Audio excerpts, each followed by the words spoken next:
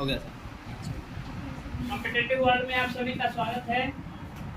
आते हैं आज हम, जैसा हमने इससे पहले के क्लास में देखा है, हिमालय के विभिन्न पार्ट की बनावट, उसका काल, उसकी विशेषता पढ़ रहे थे, जिसमें हमने लास्ट डे हिमाद्री हिमालय पढ़ा, ट्रांस हिमालय पढ़ा, उसके बाद हिमाद्री हिमालय पढ़ा। आज हम चलते हैं उसके सेकेंड पार्ट जो है, अनदर पार्ट, लघु हिमालय। लघु हिमालय पे चलते हैं। हम जानते हैं कि सबसे पहले यदि हम उत्तर से दक्षिण की तरफ चले, भारत के उत्तर से दक्षिण की तरफ चले, तो सबसे उत्तर में आपका जो है ट्रांस हिमालय है। ट्रांस हिमालय के बाद जो हिमालय में शुरू होता है, ये हमारा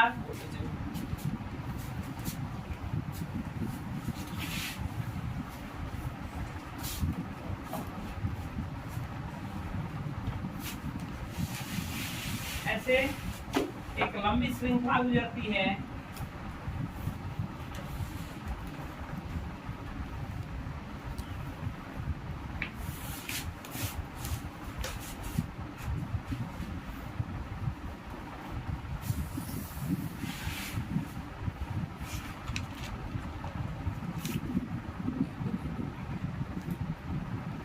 ऐसे होते हुए गुजरती है। यह हम देखते हैं कि हिमालय का विस्तार, ये हमारे भारत का पश्चिमी भाग है, ये वेस्टर्न पार्ट है, ये ईस्टर्न है, ऊपर नॉर्थ है और नीचे साउथ। हम देखते हैं कि हिमालय का विस्तार पश्चिम की ओर अधिक और पूरब की ओर कम हो जाता है। इसमें सबसे ऊपर वाला पार्ट जो है, उसको सर्वोच्च हिमालय कहते हैं, या इसको हिमाद्री हिमालय कहते हैं।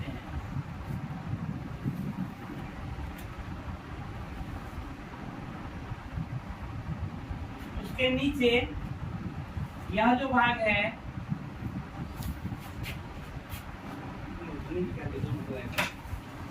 यह जो है, ये बीच वाला पार्ट जो है, इसको आप मध्य हिमालय या फिर लघु हिमालय, लघु हिमालय से आप यह नहीं मतलब समझेंगे कि यह सबसे नीचा पार्ट है, हिमालय का सबसे नीचा पार्ट है।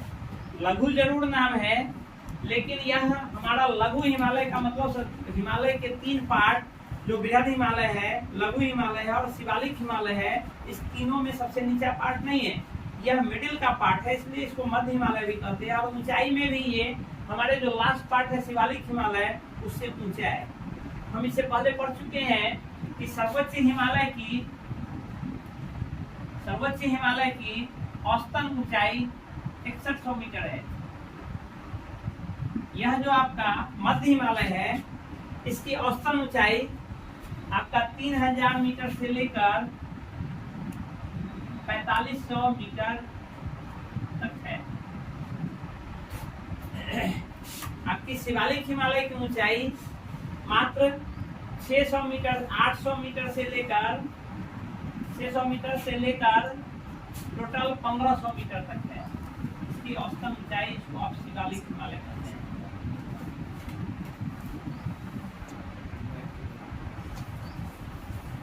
यह 600 मीटर से लेकर 1500 मीटर तक है। इस आधार पर यह स्पष्ट है कि भले ही इसका नाम लघु हिमालय है, लेकिन इसके मुकाबले काफी ऊंची है। तो हम सबसे पहले ये देखते हैं कि हमारा जो इससे ऊपर भी है ट्रांस हिमालय, इससे भी ऊपर में है, ये भी तीन अलग अलग श्रेणियों में बटा है, इसको कहते हैं ट्रांस हिमालय।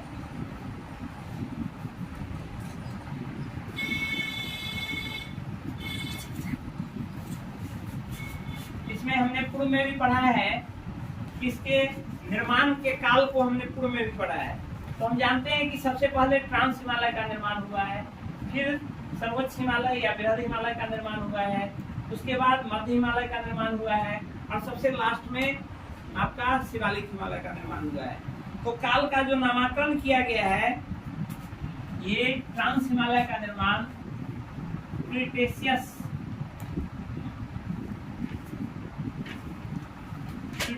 काल में हुआ है। ये ट्रांस हिमालय का निर्माण सबसे पूर्व हुआ है जो क्रिटेशियस काल में हुआ है। आपका बृहद हिमालय है इओसीन काल में हुआ है।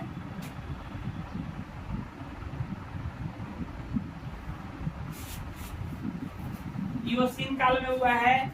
नेक्स्ट है आपका मध्य हिमालय, ये मायोसीन काल,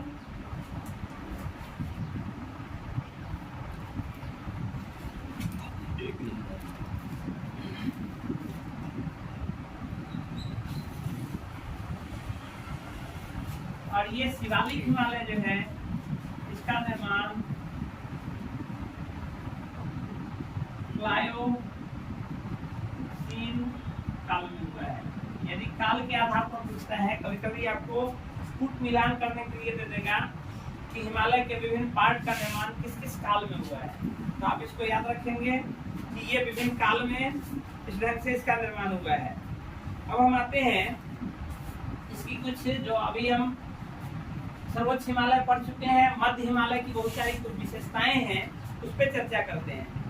हम देखते हैं अभी जैसा हमने पहले भी चर्चा किया कि हिमालय की जो श्रेणियां हैं उसकी चौड़ाई पश्चिम की तरफ अधिक है और पूरब की तरफ धीरे धीरे घटती गई है। यानी पूरब में आकर ये तीनों श्रेणियां आपस में एक दूसरे से सट गई हैं। यहाँ तक कि अरुणाचल प्रदेश के इस पार्ट में आकर ये शिवालिक हिमालय बिल्कुल विलीन हो गई है, उसी में समाहित हो गई है। तो हम देखते हैं कि इसकी चौड़ाई पश्चिम में जो है, इस जो अभी हम पढ़ने जा रहे हैं मध्य हिमालय, इसकी चौड़ाई यहाँ पर ये केवल एक लाइन के रूप में दिखाया गया है। इसका यह मतलब नहीं, इसकी चौड़ाई पश्चिमोत्तर छोर पर ये लगभग 50 किलोमीटर है। पश्चिमोत्तर छोर पर इस लघु हिमालय की चौड़ाई 50 किलोमीटर के औसतन है। इस पे हम देखते हैं कि हिमालय जो है, इससे पहले भी हमने पढ़ा है, इसकी विभिन्न 3 श्रेणियां जो हैं, श्रेणियों के बीच के गैप, श्रेणियों के बीच में जो बना स्थल है उसको हम, या उसको अलग करने वाले जो जोन है उसको विभिन्न नामों से जानते हैं। जैसा आपने पढ़ा था कि ट्रांस हिमालय और इस हमारे बृहद हिमालय को अलग करने वाले एक जोन है, एक क्षेत्र है। उस क्षेत्र का नाम क्या कहा जाता है? यहाँ इस क्षेत्र को हम क्या कहते हैं? IPSZ, यानी इंडस टापू सेक्योर जोन। उसी तरह से यहाँ फिर आपका ये बृहद हिमालय है, ये बृहद हिमालय है, ये ऊपर वाला पार्ट बृहद हिमालय है, और ये आपका मध्य हिमालय है। इस बीच के जोन को क्या कहते हैं? Main central thrust, MCT। यह मध्य हिमालय और यह मध्य हिमालय या लघु हिमालय, उसी को लघु हिमालय भी कहते हैं।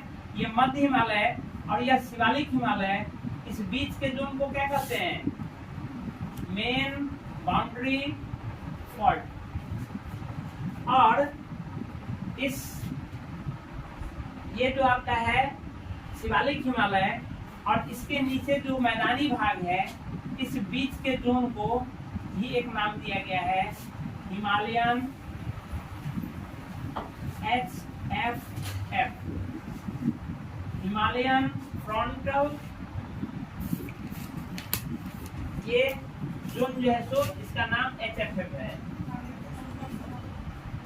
इससे हम अभी चल रहे थे आपके लघु हिमालय पे या मिडिल हिमालय पे, मध्य हिमालय पे। तो हम इसके जानेंगे। कभी कभी ऐसा क्वेश्चन पूछता है कि इस मध्य हिमालय के उत्तर में जो स्थित जोन है उसका क्या नाम है, क्योंकि हम ये देख रहे हैं कि इसके ऊपर में है। यदि ये दे दे बृहद हिमालय और मध्य हिमालय के बीच के जोन को क्या कहते हैं, या फिर उसी क्वेश्चन को कह दे मध्य हिमालय के उत्तर में स्थित जोन को क्या कहते हैं, तो ये आपके मेन सेंट्रल थ्रस्ट हुआ। उसी तरह से आपके इसके दक्षिण में पूछ दे, इस मध्य हिमालय के दक्षिण में स्थित जोन, या इस मध्य हिमालय और इस शिवालिक हिमालय के बीच के स्थित जोन को पूछ दे, तो उसको हम कहेंगे मेन बाउंड्री फॉल्ट। तो ये याद रखेंगे कि मेन सेंट्रल थ्रस्ट और मेन बाउंड्री फॉल्ट। उत्तर में है मेन सेंट्रल थ्रस्ट और दक्षिण में है मेन बाउंड्री फॉल्ट। इसको देखेंगे यहाँ, फिर देखेंगे कि इन बृहद हिमालय और लघु हिमालय इस बीच के क्षेत्र में बहुत सारे घाटियों का विकास हुआ है। बहुत सारी घाटियां यहाँ विकसित हुई है। इन घाटियों को सबसे पहले तो ये जो हमारा लघु हिमालय है, ये लघु हिमालय को विभिन्न स्थितियों में, जैसे हमने प्रादेशिक विभाजन पूरे हिमालय का किया था, सबसे ऊपर वाले पार्ट को क्या कहते हैं? पंजाब हिमालय। उससे नीचे पार्ट मतलब पश्चिम से पूरब की तरफ जब बढ़ते हैं तो सबसे पश्चिमोत्तर पार्ट जो होता है प्रादेशिक विभाजन में, सबसे पश्चिमोत्तर पार्ट क्या होता है? पंजाब हिमालय। पंजाब हिमालय से पूरब की तरफ बढ़ेंगे तो क्या होगा? हुमायूं हिमालय। हुमायूं हिमालय से और पूरा बढ़ेंगे तो होगा नेपाल हिमालय, और नेपाल हिमालय से और पूरा बढ़ेंगे तो हमारा होता है असम हिमालय। उसी तरह से इस आपका जो ये लघु हिमालय है उसको भी हम विभिन्न श्रेणियों में बांटते हैं, क्योंकि ये हमारा हिमालय कहीं एक जगह स्थित नहीं है, बीच बीच में कटा हुआ है, बहुत सारे दर्रों से, बहुत सारे घाटियों से कटा पड़ा है। तो उस कटे पड़े के आधार पर इसको हम विभिन्न श्रेणियों में बांटते हैं लघु हिमालय को। तो हम उन श्रेणियों का नाम जानते हैं। यह श्रेणी जो है यहाँ जम्मू कश्मीर में, इस श्रेणी लघु हिमालय की जो श्रेणी है जम्मू कश्मीर अंतर्गत J&K, इसके अंतर्गत इसका नाम पीर पंजाल है।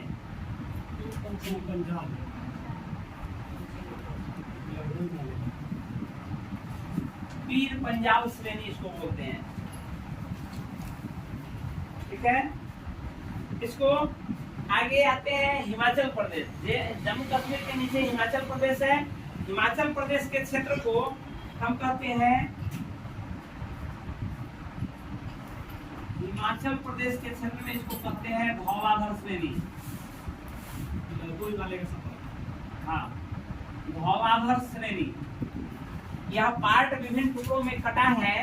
इन कटे हुए पार्ट को, जैसे प्रादेशिक विभाजन में हमने उसको किया था पूरे हिमालय को, उसी तरह से यहाँ भी श्रेणियों को हम विभिन्न श्रेणियों में बांटते हैं, जो स्थानीय क्षेत्र के आधार पर उसका नाम भी पड़ा हुआ है। तो जम्मू कश्मीर में इस पार्ट को हम पीर पंजाल श्रेणी कहते हैं, हिमाचल में भौवाधर श्रेणी कहते हैं। यह आगे बढ़ के उत्तराखंड में जाकर इसको हम मसूरी श्रेणी बोलते हैं।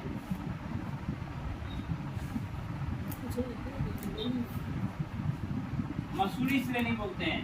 उत्तराखंड के बाद यह इंटर कर जाता है कहाँ? नेपाल में। नेपाल में इसको हम, नेपाल अंतर्गत इसको हम महाभारत श्रेणी बोलते हैं।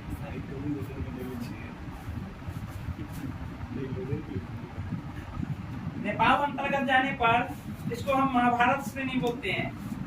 सिक्किम में यहाँ से बढ़ करके आगे जाता है, यहाँ सिक्किम में इसको हम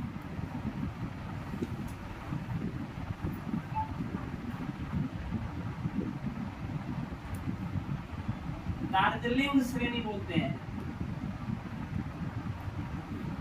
दार्जिलिंग श्रेणी बोलते हैं। थोड़ा सा यहाँ कंफ्यूजन आपको ये हो जाएगा कि यदि पूछे आपसे, दार्जिलिंग एक शहर का नाम भी है। यह दार्जिलिंग किस राज्य अंतर्गत स्थित है? यहाँ देखिए, यहाँ ये दार्जिलिंग श्रेणी जो हम कर रहे हैं, ये सिक्किम अंतर्गत, ये लघु हिमालय का पार्ट जो सिक्किम के अंतर्गत पड़ता है, उसका नाम दार्जिलिंग श्रेणी है। इसका यह मतलब नहीं, आप समझ लेंगे कि दार्जिलिंग शहर जो है सिक्किम अंतर्गत है। दार्जिलिंग बिल्कुल यहाँ पे स्थित है। वेस्ट बंगाल यहाँ आपका ये पड़ता है, वेस्ट बंगाल पार्ट जो पड़ता है वेस्ट बंगाल अंतर्गत पड़ता है। लेकिन ये श्रेणी जो है, दार्जिलिंग श्रेणी जो है, ये लघु हिमालय की श्रेणी है और यह आपका सिक्किम अंतर्गत पड़ता है। सिक्किम के बाद यह यहाँ जाकर इसका लोप हो जाता है। अरुणाचल प्रदेश, असम में जाते हुए यह क्या होता है? सॉरी, सड़ जाता है, बिल्कुल सड़ जाता है। लोप तो शिवालिक हिमालय का होता है, यह बिल्कुल सड़ जाता है और इसकी रेंज बहुत कम हो जाती है। ये अलग बात है कि हमारा विस्तृत हिमालय जो है, हिमालय का चौड़ाई, हिमालय की चौड़ाई कहिएगा पश्चिमोत्तर छोर पर ज्यादा है, लेकिन इसकी ऊंचाई पूर्वोत्तर छोर पर अधिक है। जैसे जैसे ये पचकते गया है उसकी ऊंचाई बढ़ते गया है। तो हम पढ़ेंगे, हम पूर्व में भी हमको लगता है हमने चर्चा किया है कि हिमालय की चौड़ाई यदि पूछता है चौड़ाई की दृष्टि से, तो उसकी अधिकतम चौड़ाई किस छोर पे है? पश्चिमोत्तर छोर पर है। लेकिन इसकी अधिकतम ऊंचाई कहाँ है? पूर्वोत्तर छोर पर है। और यह हमारे साथ साथ, हमारे देश के साथ साथ यह हिमालय यहाँ से शुरू होकर और यहाँ आते आते सीधा दक्षिण की दिशा में मुड़ गया है, जहाँ इसको आगे जाकर के अन्य श्रेणियों के नाम से भी जानते हैं, जो हम शिवालिक के अंतर्गत पढ़ेंगे। यहाँ आकर दक्षिण में मुड़कर यहाँ म्यांमार होता है। ये देश जो है आपके जस्ट पूर्व में म्यांमार है। यह म्यांमार और भारत के बीच की सीमा बनाते हुए विभिन्न श्रेणियों में बट गई है, जिसको म्यांमार में पटकाई बूम नाम से जानते हैं। उसको यहाँ जाकर के विभिन्न श्रेणियों में, हालांकि वो विभिन्न श्रेणियों में बटी है, लेकिन वह जो सीमा बनाती श्रेणी है उसका नाम पटकाई बूम या पटकोई बूम, जो आप प्रोनाउंसिएशन में है, पटकाई बूम नाम की श्रेणी बनाते हुए सीधा दक्षिण की ओर मुड़ जाती है। तो हम आते हैं अभी लघु हिमालय की कुछ अन्य विशेषताएं पे। लघु हिमालय के और बृहद हिमालय के बीच में बहुत सारी घाटियां हैं। लघु हिमालय और बृहद हिमालय के बीच बहुत सारी घाटियां हैं। घाटी कहते हैं दो पर्वतीय क्षेत्र और उसके बीच एक संकरा क्षेत्र, लेकिन वो क्या हो, बसने लायक फील्ड हो गया हो, एक अच्छा खासा समतल भूमि हो गया हो, जहाँ बसावट हो, जहाँ वर्तमान में क्या कहते हैं व्यापारिक केंद्र हो, रमणीक जगह हो, पर्यटन स्थल हो, उसको हम कहते हैं घाटी। तो ये घाटी जो है हम यहाँ देखते हैं जम्मू कश्मीर में लघु हिमालय और बृहद हिमालय के ये बीच का जो क्षेत्र है,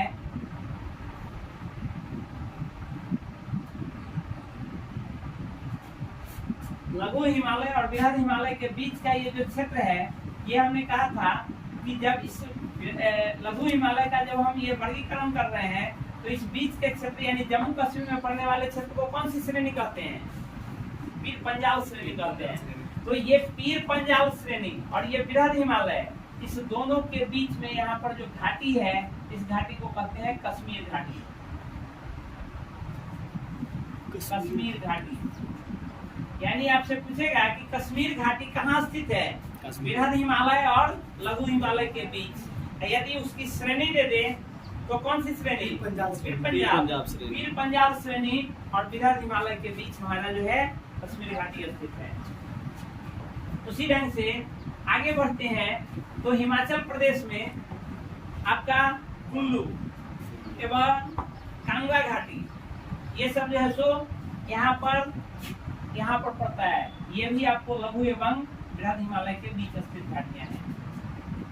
ये भी आपका लघु हिमालय एवं बृहद हिमालय के बीच जो है सो स्थित।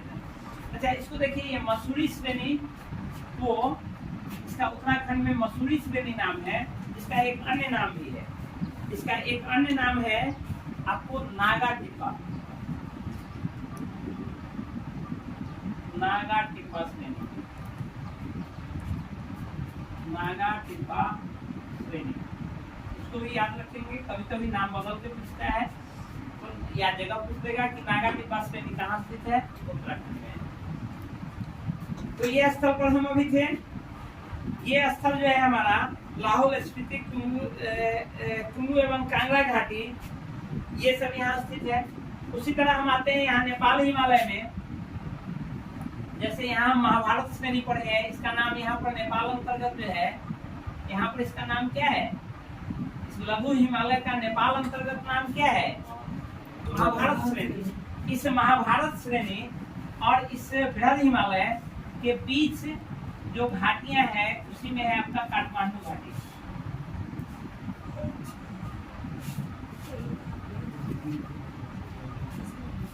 काठमांडू घाटी ये सब पूछता है, ये जगह पूछता है कि ये किन दो घाटियों के बीच स्थित है। इसलिए जरूरी है कि आप इसको ध्यान रखें, ये कौन सी घाटी है।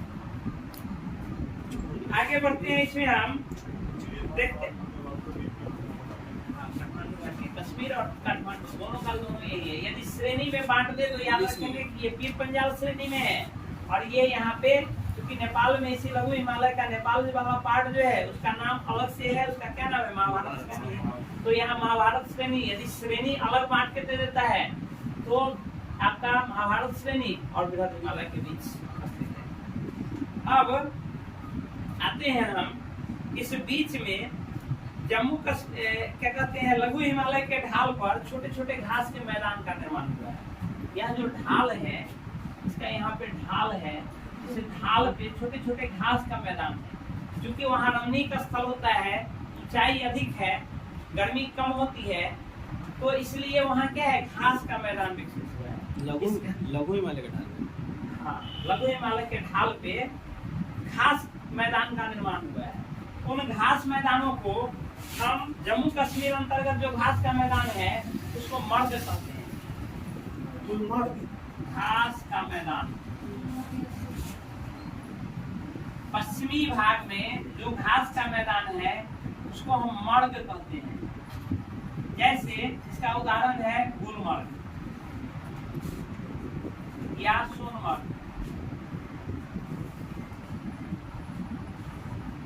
पश्चिमी भाग में इसको मर्ग कहते हैं, जबकि उत्तराखंड यानी पूर्वी भाग में बढ़ते हैं, वहां भी घास के मैदान है। उत्तराखंड में ये हो गया आपका मर्ग, हो गया J&K में। हम आते हैं उत्तराखंड भाग में,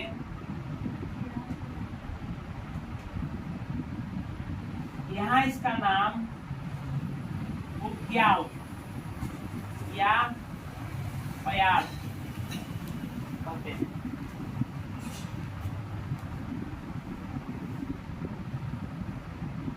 इसमें बहुत सारे, ये तो ऊपरी पार्ट के बारे में था।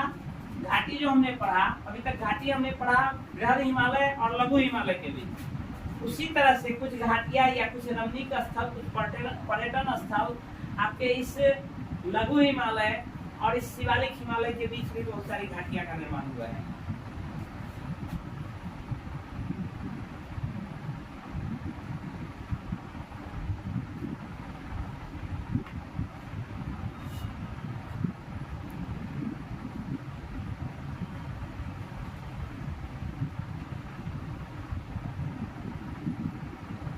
बीच स्थित पर्यटन स्थल,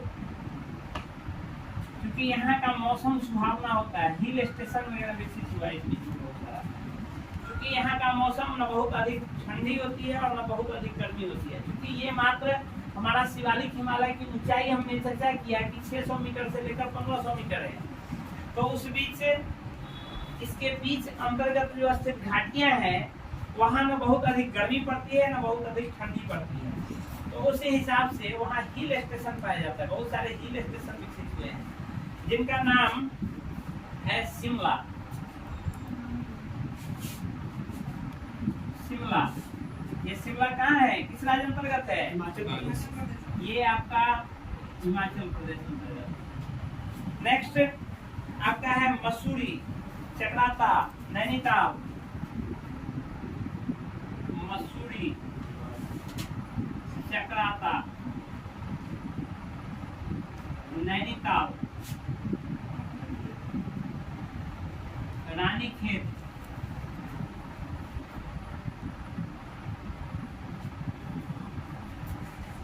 ये इसके अलावा आपका दार्जिलिंग,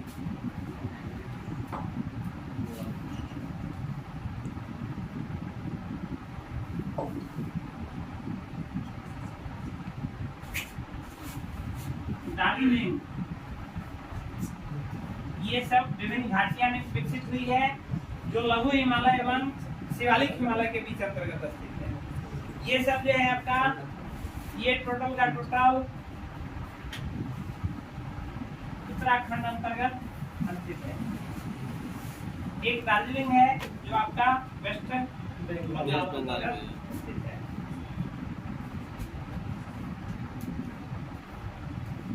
इस प्रकार हम देखते हैं ये जो है हमारा लघु हिमालय की विभिन्न विशेषताएं। यदि हम इसके नीचे चलते हैं तो लघु हिमालय के ठीक नीचे अंतर्गत हमारा शिवालिक हिमालय स्थित है। ये शिवालिक हिमालय की औसतन ऊंचाई पे हमने चर्चा किया है। अब हम थोड़ा उसकी विशेषता पे आते हैं। स्क्रीनशॉट लेना है, लीजिए। उसके बाद आते हैं शिवालिक हिमालय पर।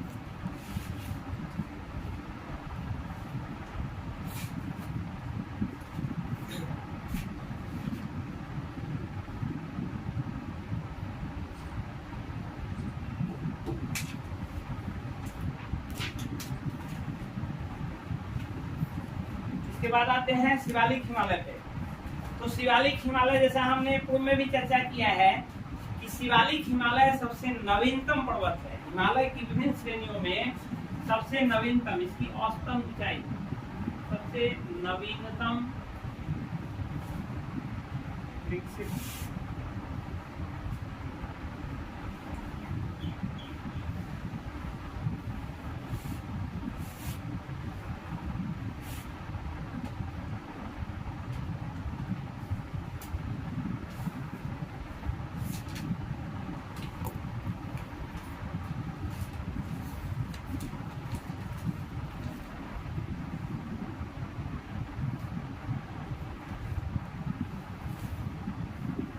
इसकी जो 3 विभिन्न श्रेणियां हैं उसमें सबसे मुलायम चट्टान जो है वो आपका शिवालिक हिमालय है। इसकी औसतन ऊंचाई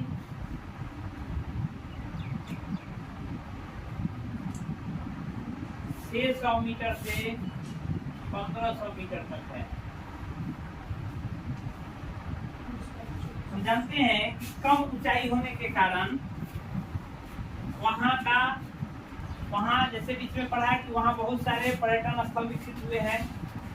यहाँ ये क्या कहते हैं, यहाँ अच्छी खासी वर्षा प्राप्त होने के कारण और गर्मी भी इन सब के मुकाबले सबसे अधिक गर्मी होने के कारण यहाँ अच्छी खासी वनस्पतियाँ विकसित हुई है।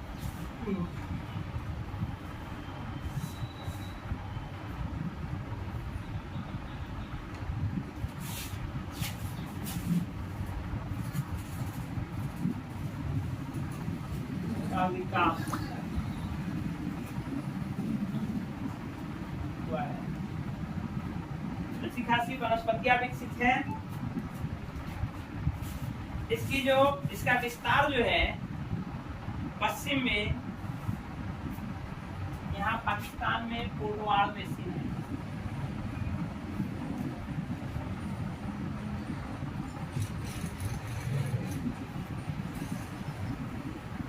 पुलवामा बेसिन से यहाँ आते आते यहाँ इसमें मिक्स हो गया है, मिल गया है।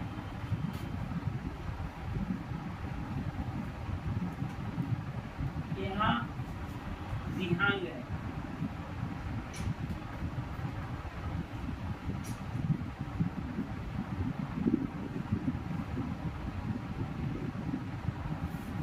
इसका विस्तार जो है पुलवामा बेसिन से लेकर असम में दिहांग बेसिन तक हुआ है।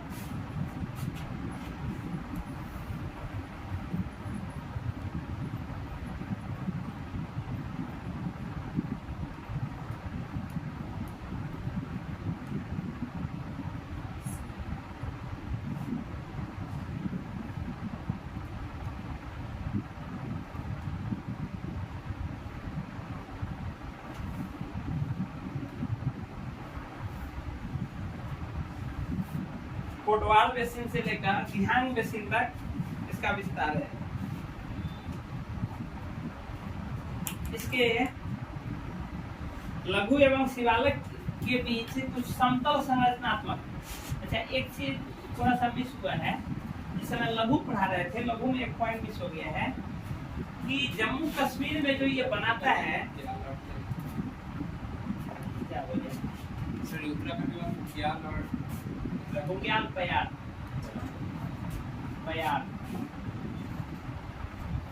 एक चीज थोड़ा सा मिस हुआ है। हम जानते हैं कि केसर का उत्पादन भारत में सर्वाधिक कहाँ होता है, जम्मू कश्मीर अंतर्गत होता है।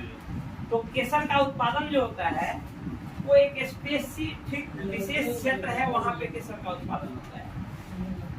वह जो यहाँ से हम देखते हैं कि यहाँ से विभिन्न सारी नदियां निकलती है। शुरुआत में जैसे हमने अभी कश्मीर घाटी पढ़ा, तो घाटी कुछ नहीं है, शुरुआत में वो तालाब का रूप था, वो एक खाली क्षेत्र था। और यहाँ से जैसे ही बारिश होती है तो यहाँ से या ग्लेशियर पिघलता है, तो यहाँ से निकलने वाली जो नदियां हैं उससे पानी निकल के और इसमें जमा होता था। और यह चूंकि 1, 2, 10, 50 वर्षों का बात है नहीं, ये कंटिन्यू वर्षों तक ये चला है ये प्रक्रिया। और इसमें इससे अपर्दन, हिमनद अपर्दन से इस क्षेत्र में क्या हुआ, अवशेष जमा हुए। और इसके कारण स्पेसिफिक फील्ड का जनरेशन हुआ। यहाँ से टूट करके विभिन्न चट्टान मिट्टी बन के या विभिन्न चट्टान टूट करके इस बीच वाले भाग को समतल बनाया। क्योंकि पहाड़ जो है, पहाड़ का निर्माण हुआ तो बीच में समतल तो नहीं रहा होगा, हर जगह ऊबड़ खाबड़ कैसे कैसे संरचनात्मक संरचना रही होगी।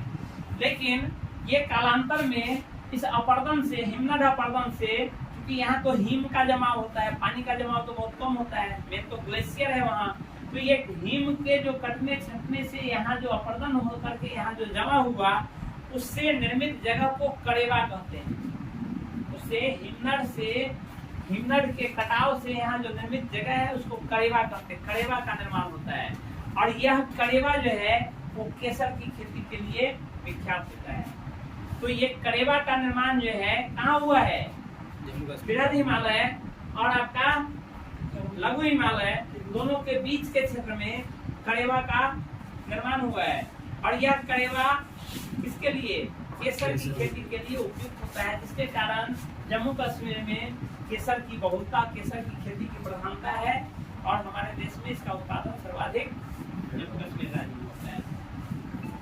आइए हम थे अभी यहाँ पे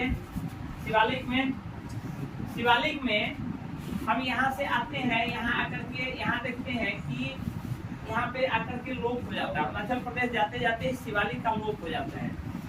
इस बीच में यहाँ पश्चिमी भाग में जो है लघु एवं शिवालिक के बीच बहुत सारे संरचनात्मक घाटी का निर्माण हुआ है।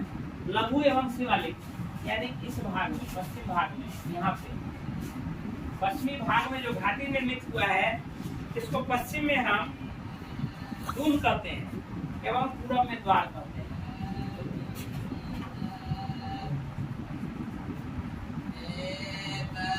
पश्चिम में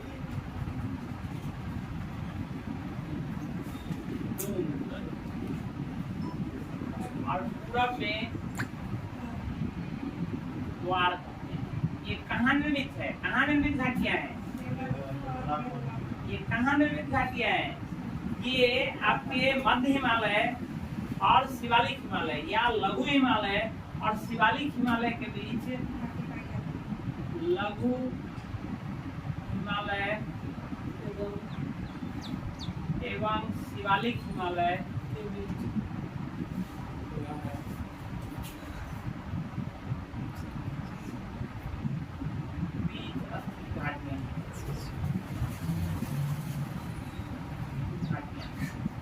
अब इसको पश्चिम में दून कहते हैं। जैसे दून का एग्जाम्पल है आपका देहरादून। ये कहाँ स्थित है? किस राज्य में? ये आपका उत्तराखंड में है। और ये द्वार जो है उसको पूरब में द्वार कहते हैं। जैसे हरिद्वार,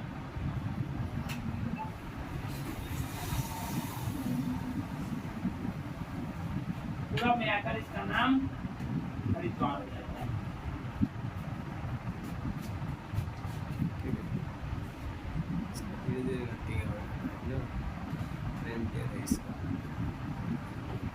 ठीक है, शिवालिक के नीचे चलते हैं। शिवालिक के नीचे चलते हैं तो शिवालिक हम जानते हैं, शुरू में भी ये चर्चा हुई और लिखा भी हुआ है। शिवालिक के नीचे, अब इससे नीचे जो नीचे का पार्ट है क्या है? मैदान। लेकिन मैदान और इस शिवालिक के बीच में बहुत सारे पार्ट हैं, बहुत सारे क्षेत्र है जिसको HHF हिमालयन फ्रंटल फॉल्ट कहते हैं। इस क्षेत्र में क्योंकि यहाँ से बहुत सारी नदियाँ निकलती है, इसलिए इस शिवालिक हिमालय को कई खंडों में बांट दिया है, कई जगह काट दिया है। जितनी भी हिमालयी नदियाँ हैं इस शिवालिक को काटते हुए मैदानी भाग में प्रवेश करती है। बहुत सारी छोटी छोटी ढेर नदियाँ हैं, लेकिन मुख्यतः 3 नदी बेसिन ही कहा जाता है। सबसे पश्चिम में सिंधु नदी बेसिन, बीच में उत्तराखंड के पास गंगा नदी बेसिन, और पूरब में जो ये सांपो आया है घूम के पूरब में आया है, यहाँ पे ओपन है ब्रह्मपुत्र नदी बेसिन। ये 3 नदी बेसिन से कटते हुए, लेकिन बीच बीच में कई सारी नदियाँ निकली हैं जो इसको शिवालिक हिमालय को काटती हुई और मैदानी भाग में प्रवेश कर जाती है। यहाँ पे हम देखेंगे कि यह नदी के निकलने से यह बीच वाला भाग जो है, क्योंकि जब पहाड़ से नदी आती है और सीधे मैदानी भागों में आती है तो ढाल उसका एक तो वहां तक तीव्र रहती है और मैदानी भाग में आकर ढाल क्या होती है, कम हो जाती है। मैदानी भाग में ढाल कम होने के कारण यहाँ पे पानी का कुछ जमाव होता है। इस जमाव के कारण यहाँ क्या हुई है, बहुत सारी दलदली भूमि का निर्माण हो गया है। जैसे ही ये शिवालिक हिमालय समाप्त होता है तो इस बीच के भाग में एक लंबे क्षेत्र में दलदली भूमि का निर्माण हुआ है। तो इन दलदली भूमि, ये क्या है, दलदली भूमि, और यहाँ ढेर सारे वनस्पति क्षेत्र, यानी जब दलदली भूमि है, नमी की मात्रा अधिक है तो वहाँ वनस्पति क्या हुआ, उपज गया, लेकिन लंबी लंबी वनस्पति नहीं, क्योंकि कोई पौधा दृढ़ तभी होगा जब उसका जमीन से जकड़, उसका जमीन को जकड़े हुए कस के होगा। लेकिन दलदली भूमि है तो वहाँ छोटे छोटे पौधे का विकास ढेर सारा हो गया। वनस्पति क्षेत्र है लेकिन छोटे पौधे का विकास हुआ है। तो क्या कहेंगे कि लघु हिमालय, लघु नहीं, शिवालिक नहीं, शिवालिक पढ़ रहे हैं, शिवालिक हिमालय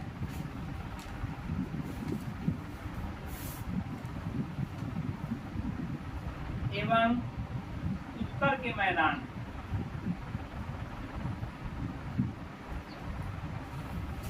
को हिमालयन फ्रंटल फॉल्ट अलग करता है।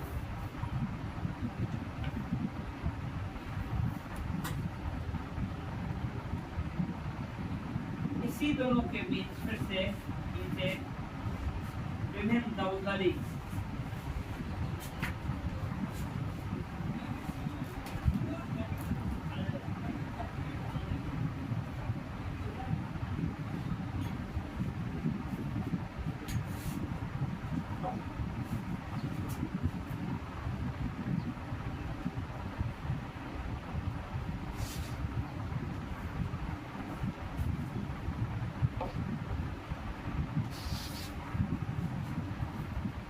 दलदली क्षेत्र है, वनाच्छादित क्षेत्र है, लेकिन वो वनाच्छादित क्षेत्र क्या है, छोटी छोटी वनस्पतियां वहां विकसित हुई है।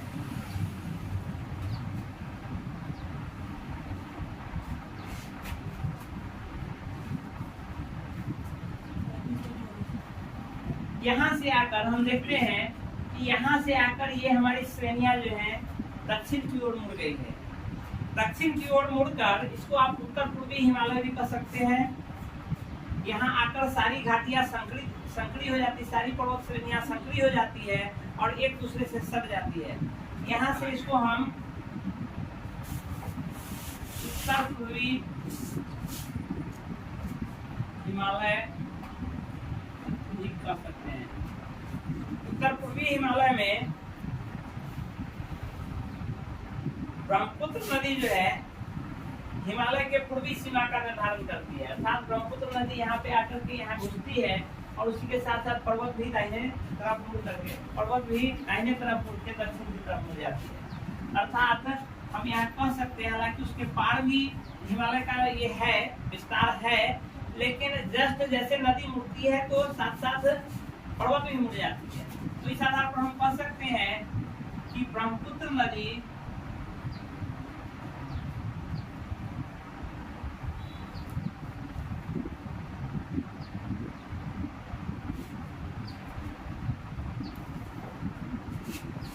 हिमालय की पूर्वी सीमा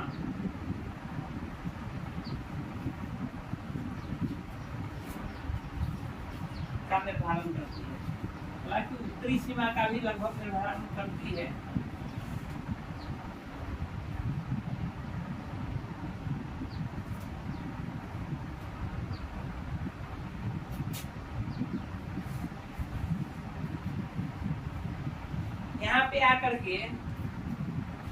यहाँ पे आकर यहाँ से सापो नदी जो निकली है, निकलते हुए सीधा हिमालय के समानांतर आती है, लेकिन यहाँ आकर के घुसती है भारत में। तो यहाँ पे एक गार्ड, हम जानते हैं कि नदी जहाँ हिमालय को काटती है, नदी जहाँ पर्वत को काटती है, काट कर मैदानी भाग में घुसती है, उसका क्या नाम होता है, क्या कहते हैं, गार्ज कहते हैं।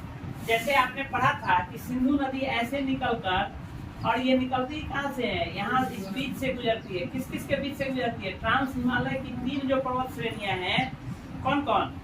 जॉस्कर, ऊपर में काराकोरम, और बीच में लद्दाख पर्वत श्रेणी।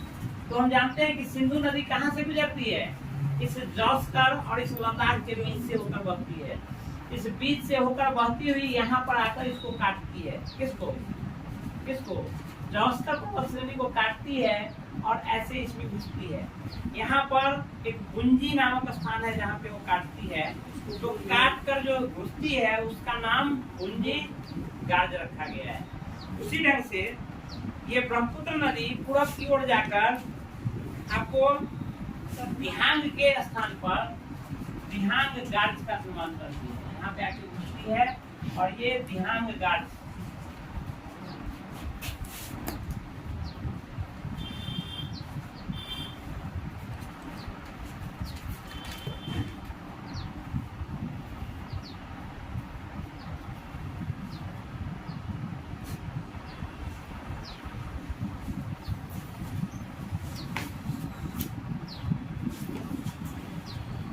इस गाज के साथ साथ ही दिहांग गाज का निर्माण होता है, और इस गाज के साथ साथ ही थोड़ा आगे निकल करके यह हमारा हिमालय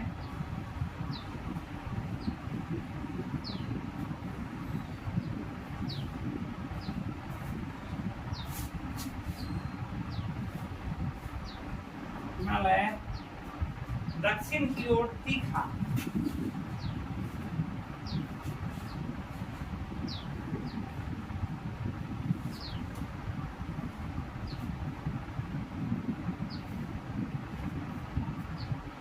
साथ हो जाती है।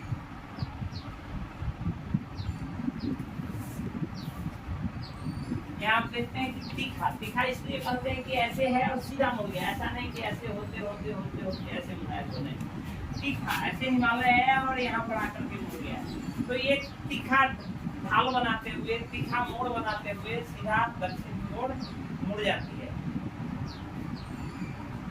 और यहाँ पर मुड़ करके हमारे जो उत्तर पूर्वी राज्य है विभिन्न, उन सारे राज्यों से होते हुए गुजरती है और बहुत सारी श्रेणियों में बढ़ जाती है।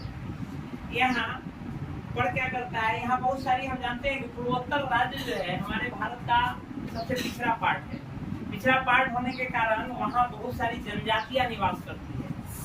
वहाँ पे बहुत सारी, ये जो हिमालय का ये विभिन्न श्रेणी है वो कई श्रेणियों में बटा हुआ है। एक ऐसा नहीं कि यहाँ से शुरू हुआ लगातार रोड जैसे हम लोग बनाते हैं NH1 NH2, दोनों एक दूसरे से कनेक्टेड रहता है, कहीं टूटा नहीं रहता है, बीच में पुल रहता है ज्यादा ज्यादा जोड़ने के लिए, नदी आ गया।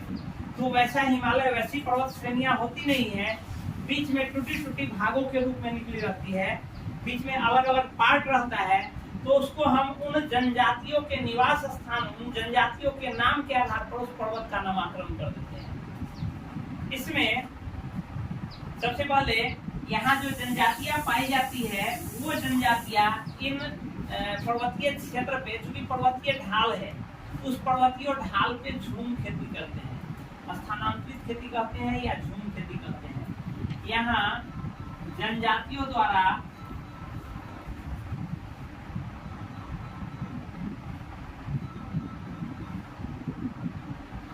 पर्वतीय ढाल पर झूम खेती या इसको स्थानांतरित कृषि कहते हैं।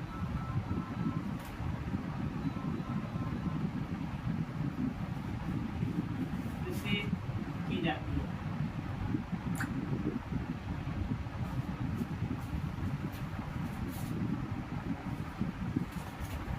अब आते हैं उत्तर पूर्वी हिमालय श्रेणियों में अलग अलग राज्यों में अलग अलग नाम है। विभिन्न राज्य यहाँ हम जो देख रहे हैं विभिन्न राज्य है, विभिन्न राज्य में विभिन्न उसका नाम है।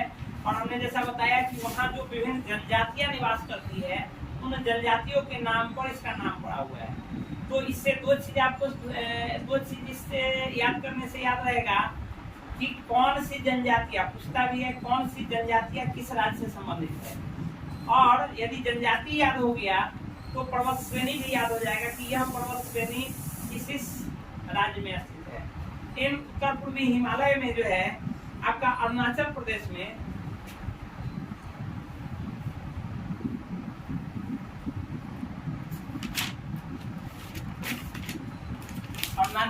में निवास करने वाली जनजाति आपका टापवा,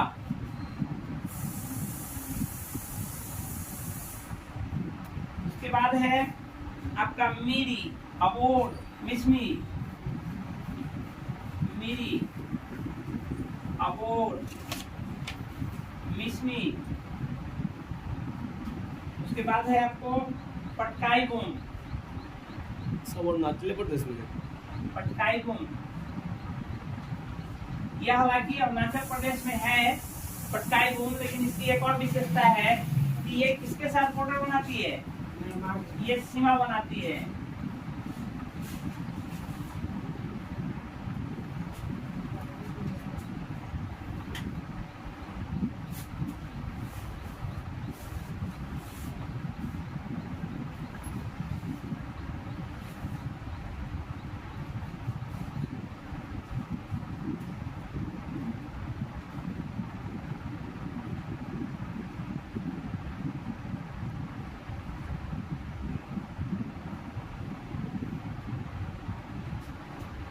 ये विभिन्न जनजातियों के नाम पर इसका नाम पड़ा हुआ है डाकवा पहाड़ी, मिरी पहाड़ी, अबोर पहाड़ी, मिसमी पहाड़ी और पटकाई गुफा। इसको ये पूछता है, इसमें ये है पूछेगा आपसे कि बताइए कि अबोर पहाड़ी किस राज्य अंतर्गत है। आप बताएंगे कि अबोर पहाड़ी जो है आपका अरुणाचल प्रदेश अंतर्गत है। इसी ढंग से आगे बढ़ते हैं तो नागालैंड में अंतर्गत इसी पहाड़ी का अन्य अवशेष ऐसे बढ़ते हैं। हम जानते हैं कि ऐसे बढ़ने पर अरुणाचल प्रदेश, नागालैंड, मणिपुर, मिजोरम, त्रिपुरा इस ढंग से साइड में आता है। तो हम अरुणाचल प्रदेश के बाद इधर आते हैं नागालैंड में। हो गया। नागालैंड में इसको कहते हैं नागा पहाड़ी। आगे बढ़ते हैं मणिपुर में, मणिपुर पहाड़ी।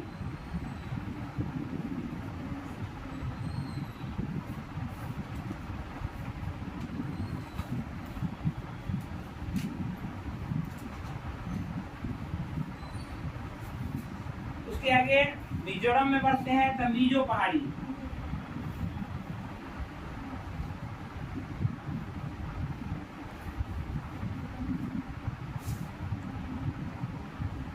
मिजो पहाड़ी। आगे त्रिपुरा में बढ़ते हैं त्रिपुरा पहाड़ी।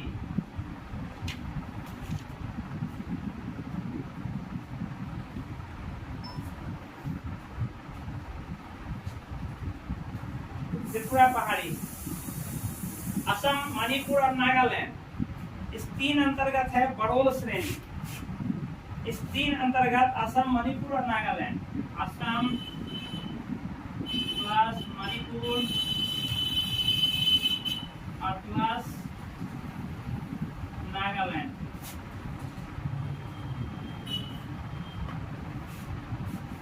बड़ोल श्रेणी।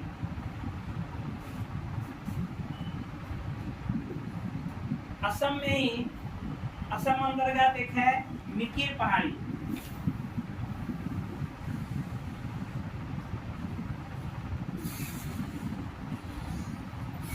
और मेघालय में आप जानते हैं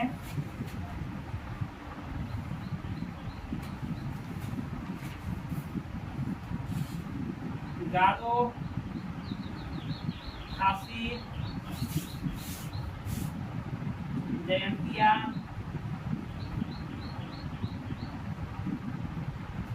गारो, खासी, जयंतिया पहाड़ी, ये तीनों जो है आपके मेघालय अंतर्गत पहाड़ी भी है और साथ साथ इसी नाम की जनजाति भी निवास करती है। ये पहाड़ के विभिन्न जो पार्ट है जहाँ घनी बस्ती, ये सब क्या है, चूंकि नीची पहाड़ी है। पहाड़ी इसलिए कहते हैं क्योंकि ये पर्वत से नीचा है। यहाँ अच्छी खासी वनस्पतियां हैं और अच्छी खासी जनसंख्या है जो निवास करते हैं। तो ये विभिन्न पार्ट में इस हिमालय का ही विभिन्न श्रेणियां हैं जिसको वहां पे स्थित जनजातियों के नाम से उस पहाड़ी का नाम भी नामकरण कर दिया गया है। तो आप इसको याद रखेंगे, इससे दो चीज याद रहेगा, एक तो जनजाति याद रहेगा और प्रमुख श्रेणियां याद रहेगी। तो आज हमने देखा काराकोरम तो पहले ही हो गया था, उसके बाद हिमाद्री हिमालय भी हो गया था, उससे आगे हमने आज देखा लघु हिमालय और उससे नीचे शिवालिक हिमालय। उसके बाद ये पश्चिम में पूर्व में आकर के ये नीचे दक्षिण की तरफ मुड़ गई है और यहाँ पे विभिन्न सारी श्रेणियों का निर्माण किया। इस आधार पर हमने आज इसका हिमालय का मेनली दो शिवालिक और साथ में लघु हिमालय का चर्चा किया। तो हम चाहेंगे फिर से पूरा का देखिए, पूरा को समझिए और इसमें विभिन्न जो इम्पोर्टेंट पॉइंट है उसको याद करिए। तब तक के लिए धन्यवाद।